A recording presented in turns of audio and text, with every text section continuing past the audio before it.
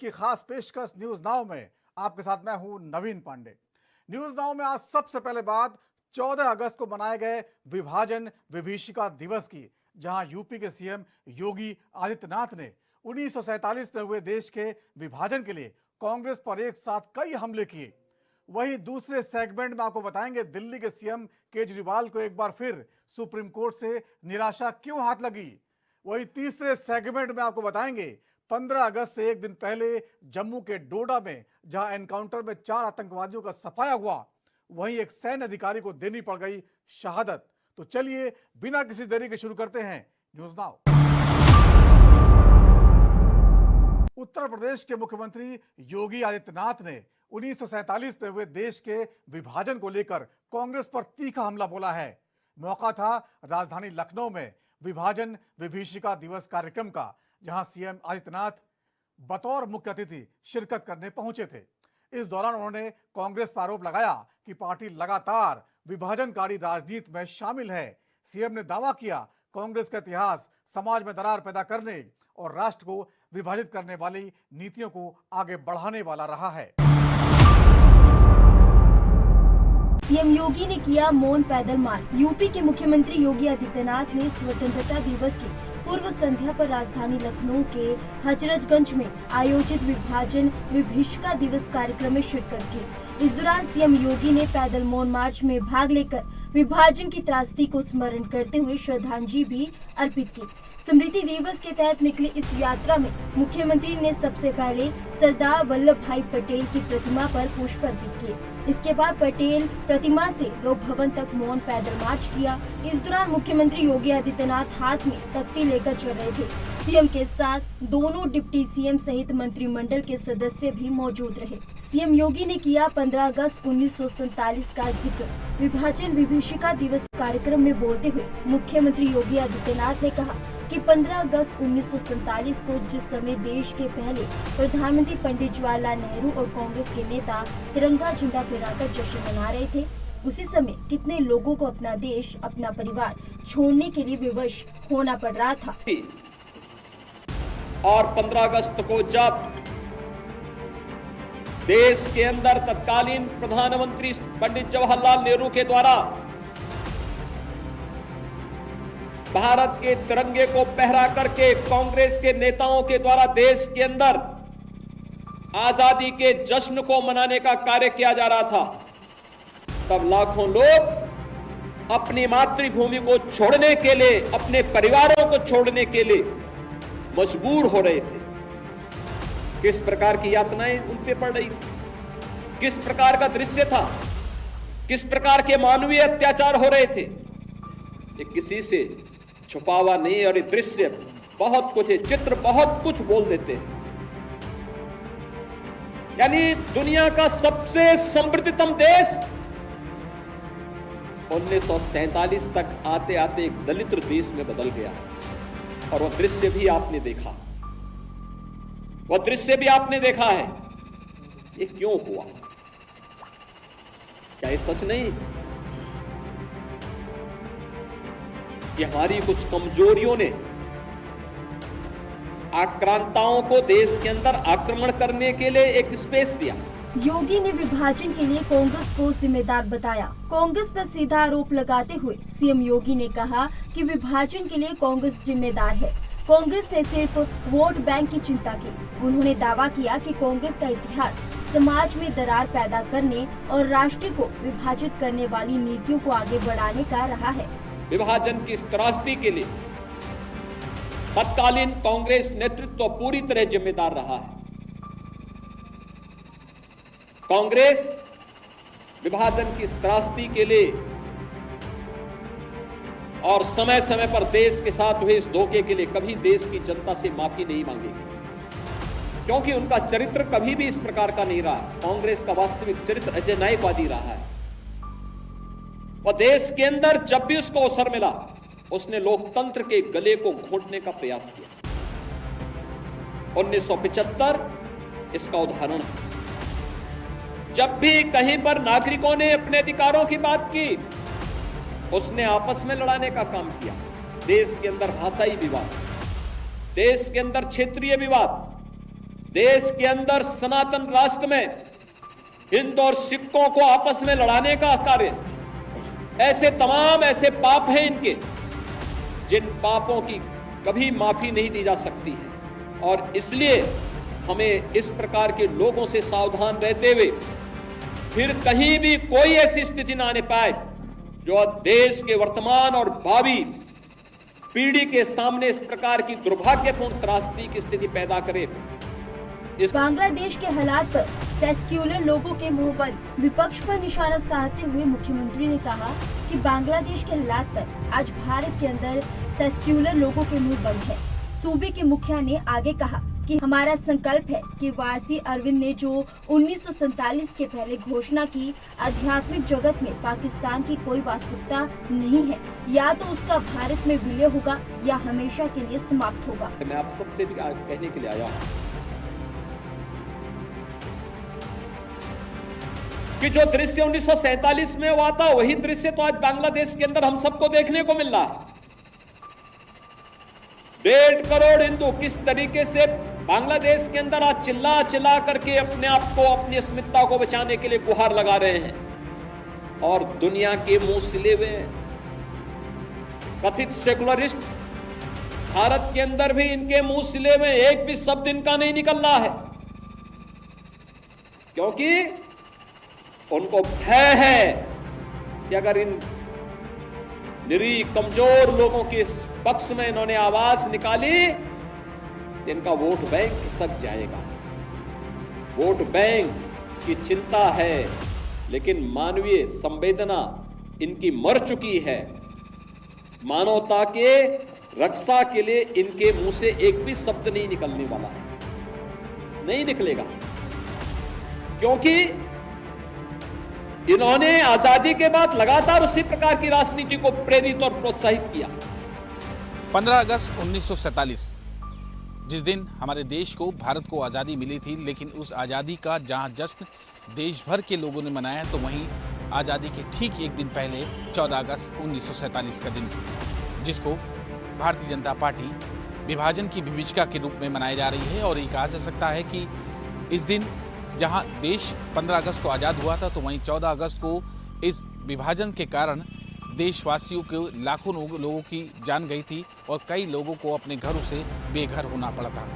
इस त्रासदी को देखते हुए भारतीय जनता पार्टी और देश के प्रधानमंत्री नरेंद्र मोदी इस विभाजन का दिन था, उस विभाजन की दिन को विभाजन की विभीषिका के रूप में मनाने का ऐलान किया था, जिसके बाद लगातार भारतीय जनता पार्टी इस दिन को विभाजन की विभीषिका के रूप में मना जा रही है। और लगातार इसको लेकर उत्तर प्रदेश में अलग अलग नेता कार्यकर्ता कार्यक्रम कर रहे हैं। तो वहीं लखनऊ में सीएम योगी आदित्यनाथ और उनके मंत्रिमंडल, पूरे मंत्रिमंडल ने आज विभाजन की विभीषिका के दिन यानी विभाजन की वर्षगांठ के अवसर पर आज मौन व्रत रखकर, हाथों में तख्तियां लेकर उस विभाजन के दिनों को याद करने का, प्रदेश की जनता को याद दिलाने का काम किया है। और साफ ये कहा जा सकता है कि जहां सीएम योगी आदित्यनाथ ने मौन यात्रा निकालकर इस दिन का विरोध जताया, तो वहीं इस दिन को विभाजन की जिम्मेदारी कांग्रेस की जिम्मेदारी को बताया है और ये कहा है कि विभाजन जब हुआ था उसकी पूरी जिम्मेदार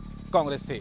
तत्कालीन प्रधानमंत्री के रूप में पंडित जवाहरलाल नेहरू जहां 15 अगस्त को आज़ादी का जश्न मनाए थे, तो वहीं 14 अगस्त 1947 को लोग अपनी त्रासदी से जूझ रहे थे। इस दिन को कहीं ना कहीं लगातार आज भारतीय जनता पार्टी विभाजन की विभीषिका के रूप में मनाने का काम कर रही है। कैमरा पर्सन नारिश के साथ मतेन सिंह, ANB न्यूज, लखनऊ। क्या है विभाजन विभीषिका स्मृति दिवस? दरअसल आपको बता दें कि विभाजन विभीषिका स्मृति दिवस को लेकर 14 अगस्त 2021 को केंद्रीय गृह मंत्रालय की ओर से भारत सरकार का राजपत्र यानी कि गजट जारी किया गया था। इस गजट में कहा गया कि भारत सरकार भारत की वर्तमान और भावी पीढ़ियों को विभाजन के दौरान लोगों द्वारा सही गई यातना और वेदना का स्मरण दिलाने के लिए 14 अगस्त को विभाजन विभीषिका स्मृति दिवस के रूप में घोषित करती है। तभी से 14 अगस्त को हर साल देश में विभाजन विभीषिका स्मृति दिवस पर कार्यक्रम आयोजित किए जाते हैं और उस दौर को याद किया जाता है। और ब्रेक के बाद एक बार फिर आपका स्वागत है। हर घर तिरंगा, हर घर तिरंगा, हर घर तिरंगा फहराएगा, भारत पर्व मनाएगा, हर घर तिरंगा। हर घर तिरंगा, आजादी की पहचान तिरंगा, वीरों का सम्मान तिरंगा, जोश भर दे जो नस नस में भारत का गौरव गान तिरंगा, हिंदुस्तान के दिल से निकली देश प्रेम की गंगा, हर घर तिरंगा, हर घर तिरंगा, हर घर तिरंगा, हर घर तिरंगा, भारत की मुस्कान तिरंगा, हम सबका अभिमान तिरंगा, हंसते हंसते मिटे जो उनकी आन बान और शान तिरंगा, आजादी के उत्सव में पूरा देश है रंगा, हर घर तिरंगा, हर घर तिरंगा। दिनांक 13 से 15 अगस्त 2024 के मध्य हर घर तिरंगा अभियान का भव्य आयोजन किया जा रहा है। आइए हम सब मिलकर तिरंगा फहराएं, हर घर तिरंगा अभियान को सफल बनाएं। At the stroke of the midnight hour, when the world sleeps, India will awake to life and freedom.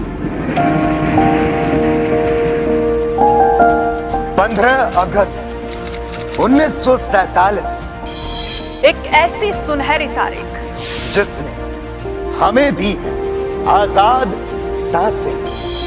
इस आजाद देश की बेटी मैं हूँ कोमल, तो आइए चल कर ले जश्न आजादी पर दृढ़ संकल्प। भ्रष्टाचार का साथ नहीं देंगे और गलत को गलत कहने की हिम्मत रखेंगे। देश हित की रक्षा कर विश्व में भारत की बढ़ाएंगे शान।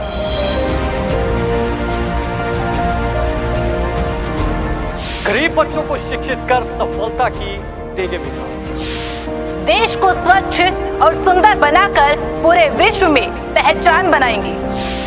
स्वच्छता के संकल्प से जश्न आजादी मनाएंगे। छोटों को देंगे स्नेह और बुजुर्गों को देंगे सम्मान। देश के लिए वफादार होना है सच्ची देशभक्ति। ANP न्यूज की तरफ से स्वतंत्रता दिवस की हार्दिक शुभकामनाएं। दिल्ली में स्वतंत्रता दिवस से एक दिन पहले आम आदमी पार्टी को सुप्रीम कोर्ट से बड़ा झटका लग गया। मुख्यमंत्री अरविंद केजरीवाल को सुप्रीम कोर्ट से कोई राहत नहीं मिल पाई। केजरीवाल की जमानत याचिका पर सुनवाई करते हुए शीर्ष अदालत ने उन्हें अंतरिम जमानत देने से इनकार कर दिया। केजरीवाल की तरफ से कोर्ट में पेश हुए वरिष्ठ वकील अभिषेक मनु सिंघवी ने स्वास्थ्य कारणों का हवाला देते हुए अंतरिम जमानत का अनुरोध किया था। दरअसल आम आदमी पार्टी को पूरी उम्मीद थी कि 14 अगस्त को आप संयोजक अरविंद केजरीवाल को जमानत मिल ही जाएगी, लेकिन शीर्ष कोर्ट ने फिलहाल जमानत देने से इनकार कर दिया और सुनवाई के लिए अगली तारीख दे दी है। फिलहाल जेल में ही रहेंगे अरविंद केजरीवाल। दिल्ली के मुख्यमंत्री अरविंद केजरीवाल फिलहाल जेल में ही रहेंगे। सुप्रीम कोर्ट ने आम आदमी पार्टी को झटका देते हुए आप प्रमुख को अंतरिम जमानत देने से इनकार कर दिया है। कोर्ट ने इस मामले में जांच एजेंसी CBI को नोटिस भी जारी किया है। दिल्ली शराब नीति मामले में कोर्ट ने केजरीवाल की गिरफ्तारी और उनकी जमानत याचिका पर CBI की प्रतिक्रिया मांगी गई है। सुप्रीम कोर्ट ने अब इस मामले पर सुनवाई के लिए 23 अगस्त को अगली तारीख दी है। देश की सर्वोच्च अदालत ने सुनवाई करते हुए कहा, रूटीन प्रक्रिया फॉलो हुआ है, दोनों पक्ष को सुनने के बाद ही फैसला होगा। गिरफ्तारी को चुनौती है, ऐसे में CBI का पक्ष सुना जाएगा। ये मामला दिल्ली के कथित शराब नीति घोटाले से जुड़ा है। हम कोई अंतरिम जमानत नहीं दे रहे हैं, हम CBI को नोटिस जारी कर रहे हैं। इस मामले पर अब विस्तृत सुनवाई 23 अगस्त को होगी। आम आदमी पार्टी की प्रतिक्रिया। वहीं सीएम केजरीवाल को जमानत न मिलने पर आम आदमी पार्टी की प्रतिक्रिया सामने आई। दिल्ली सरकार में मंत्री सौरभ भारद्वाज और आप सांसद संदीप पाठक ने इस दौरान उम्मीद जताई कि आप संयोजक जल्द जेल से बाहर आ जाएंगे। सुप्रीम कोर्ट ने जो प्रेसिडेंस सेट किया है उसमें कुछ बातें उन्हें अहम बताई है। पहला कि अगर ट्रायल शुरू करने में देरी जांच एजेंसी की वजह से है तो उसके लिए आरोपी को प्रताड़ित नहीं किया जा सकता, उसको हमेशा के लिए जेल में नहीं रखा जा सकता। दूसरा, मामला चाहे PMLA का भी क्यों ना हो, 45 सेक्शन की जमानत को ओवरराइड करेगा article 21 of the constitution. Bail is a right, jail is an exception. तो मुझे लगता है कि उस आधार पर ही अरविंद केजरीवाल जी को भी इसके अंदर राहत मिलनी चाहिए। देखो, बड़ा सिंपल लॉजिक है भारतीय जनता पार्टी का कि कैसे भी करके अरविंद केजरीवाल जी को अंदर रखो और इनकी पार्टी को कमजोर करो, दिल्ली और पंजाब की जनता को प्रताड़ित करो, पंजाब की जनता को प्रताड़ित करो, दिल्ली की जनता को प्रताड़ित करो, जनता से बदला लो कि तुमने वोट क्यों दिया। इतनी गंदी सोच के साथ ये राजनीति करते हैं। पर हमारा ये मानना है कि हम लोग बड़े साधारण से लोग हैं, भगवान पे भरोसा करते हैं, परमात्मा पे हमको भरोसा है। और जब आप परमात्मा पे भरोसा करते हो तो भरोसा ही यही है कि अगर सच्चे हैं तो कितने दिन तक रखेंगे। आप 2 दिन और रख लोगे, 4 दिन, हम टूट थोड़ी रहे, हमको तोड़ थोड़ी सकते हो तुम। हम बड़े हो रहे हैं, हम और बढ़ेंगे और इनकी राजनीति खत्म कर देंगे जहां जहां ये मर्जी। बीजेपी की प्रतिक्रिया। वहीं सीएम केजरीवाल की जमानत को लेकर बीजेपी ने अपनी प्रतिक्रिया दी। बीजेपी सांसद बांसुरी स्वराज ने कहा कि हाईकोर्ट ने जमानत न देने का पर्याप्त कारण बताया था, लेकिन आपके वकील सुप्रीम कोर्ट पहुंच गए और वहां से भी उन्हें खाली हाथ लौटना पड़ा। ऑनरेबल दिल्ली हाई कोर्ट का ऑर्डर आया था, बहुत ही डिटेल्ड ऑर्डर था, जहां पर ऑनरेबल दिल्ली हाई कोर्ट ने पाया कि इन्वेस्टिगेटिंग एजेंसीज के पास जस्टिफाइबल रीजंस थे इनको अरेस्ट करने के लिए, और इसीलिए ऑर्डर था ऑनरेबल दिल्ली हाई कोर्ट का कि माननीय मुख्यमंत्री अरविंद केजरीवाल जी की अरेस्ट लीगल है। इसी ऑर्डर के खिलाफ अरविंद केजरीवाल जी की लीगल टीम सुप्रीम कोर्ट का उन्होंने दरवाज़ा खटखटाया, लेकिन पुनः उन्हें खाली हाथ लौटना पड़ा क्योंकि इंटरिम जमानत की अर्जी honourable supreme court of India ने खारिज कर दी है। कानून अपना काम कर रहा है और शराब घोटाले में दोषी अरविंद केजरीवाल बार बार बेल के लिए कोर्ट भागते हैं, लेकिन ध्यान रखना चाहिए कि माननीय हाई कोर्ट ने स्पष्ट शब्दों में कहा था कि इनकी जो गिरफ्तारी है वो लीगल है और शराब घोटाले के ये प्राइम सस्पेक्ट हैं। और मुझे लगता है उन्हीं चीज़ों को नज़र में रखते हुए माननीय सुप्रीम कोर्ट ने अंतरिम जमानत इनकी खारिज की है। दिल्ली की जनता ये अच्छे तरह से जानती है कि शराब घोटाले में आम आदमी पार्टी के नेता, चाहे अरविंद केजरीवाल हो या जमानती सिसोदिया हो, इन सबकी महत्वपूर्ण भूमिका है और निस्संदेह इस मामले में इनको सजा भी मिलेगी।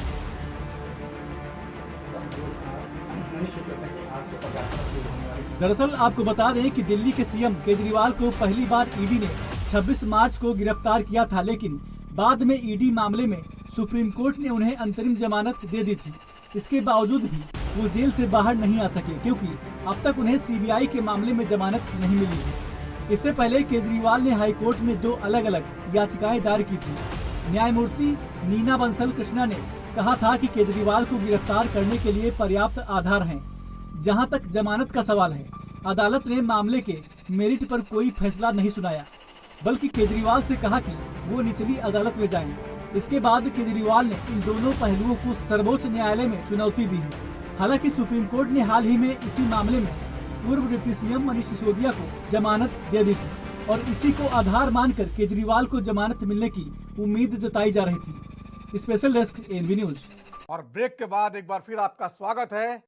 सरकारी स्कूलों ਦੇ ਵਿੱਚ शानदार पढ़ाई, सरकारी स्कूल, शानदार बिल्डिंग ਤੇ सरकारी स्कूलों ਦੇ ਵਿੱਚ ਇੱਕੋ ਬੈਂਚ ਤੇ ਰਿਕਸ਼ੇ ਵਾਲੇ ਦਾ ਬੱਚਾ, ਇੱਕੋ ਬੈਂਚ ਤੇ ਜੱਜ ਦਾ ਬੱਚਾ ਤੇ ਇੱਕੋ ਬੈਂਚ ਤੇ ਕਿਸੇ ਆਈਐਸ ਅਫਸਰ ਡੀਸੀ ਦਾ ਬੱਚਾ ਬਹਿ ਕੇ ਪੜ੍ਹਦਾ ਹੋਵੇ। ਆ ਹੁੰਦੀ ਸਿੱਖਿਆ ਕ੍ਰਾਂਤੀ।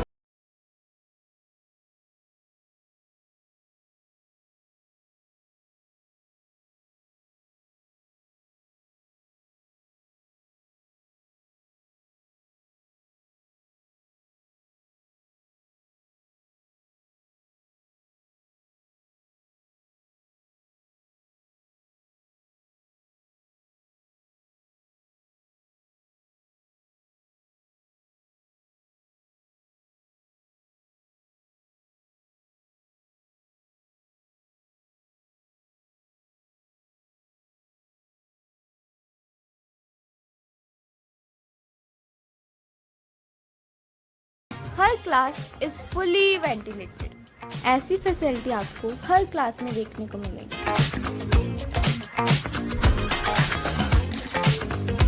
हमारा स्कूल सिर्फ पढ़ाई में ही नहीं, खेलों में भी है नंबर 1। हमारे स्कूल ऑफ एमिनेंस में मिलेगा प्राइवेट स्कूलों से भी अच्छा स्विमिंग पूल।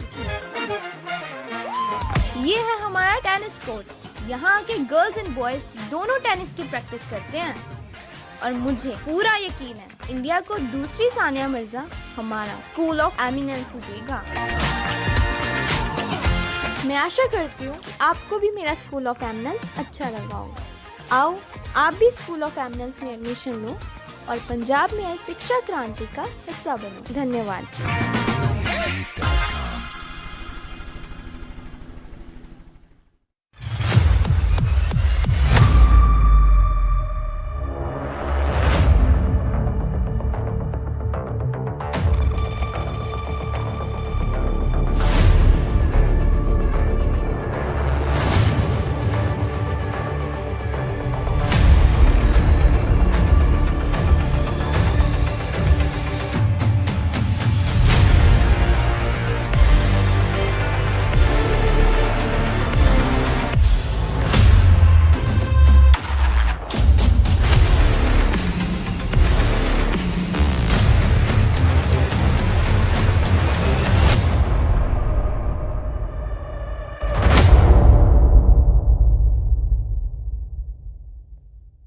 जम्मू कश्मीर के डोडा में आतंकवादियों के साथ मुठभेड़ कम होने का नाम नहीं ले रही है। जहां देश एक तरफ जश्न आजादी की तैयारी कर रहा है, वहीं जम्मू के जंगलों में आतंकी छिपकर अपनी नापाक गतिविधियों को अंजाम देने में लगे हुए हैं। इस बीच एक ऑपरेशन के दौरान 4 आतंकियों के मारे जाने की खबर सामने आई है। वहीं इस ऑपरेशन में भारतीय सेना के एक अधिकारी को भी अपनी शहादत देनी पड़ गई। डोडा मुठभेड़ में 4 आतंकी ढेर, एक कैप्टन शहीद। जम्मू कश्मीर के डोडा में चल रहे एक विशेष ऑपरेशन में 4 आतंकियों का सफाया हो गया है। वही मुठभेड़ के दौरान गोली लगने से घायल हुए सेना के अधिकारी शहीद हो गए। एक रक्षा अधिकारी के मुताबिक डोडा जिले में चल रहे ऑपरेशन अस्सार के दौरान एक्शन में भारतीय सेना के एक अधिकारी शहीद हो गए। इनकी पहचान 48 राष्ट्रीय राइफल के कैप्टन दीपक के रूप में की गई है। इस बीच जानकारी मिली कि आतंकियों की फायरिंग में चल रहे ऑपरेशन में एक स्थानीय नागरिक घायल हुआ, जिसे अस्पताल ले जाया गया। कब जैसे हादसा हुआ? ये अभी सुबह कोई 7 साढ़े 7 बजे। आपने देखा हम थे सर, शाम को देखे थे 3 आपको देख कर नहीं पता कि यहाँ आप मैं उनका पीछा कर रहा था। आप अभी ना ऐसे आर्मी में लगाया। अच्छा, मतलब आप उनका पीछे करे थे जब उन्होंने देखा ना हम लोग तो अभी सुबह किया, रात को आर्मी ने फायरिंग किया था ना, तो वो ऊपर से गिर गए थे, नीचे गिर गए थे, तो एक उधर भी छापा था ऊपर उसने मारा था। तो अभी आपके एरिया में कितने बंदे? क्या पता सर, जो आपने देखा? अभी कोई नहीं देखा था। वही 3 का नाम ग्राम था, ऊपर हिरनी के साथ कर किस तरीके का माहौल हमारे गाँव में लोग तो सारे भाग गए नीचे, जितने भी सारे भाग। साथियों का नेतृत्व कर रहे थे कैप्टन दीपक। आधिकारिक सूत्रों के मुताबिक कैप्टन दीपक ने आगे बढ़कर ऑपरेशन का नेतृत्व किया और आतंकवादियों को मार गिराने के लिए साथियों को निर्देशित करना जारी रखा।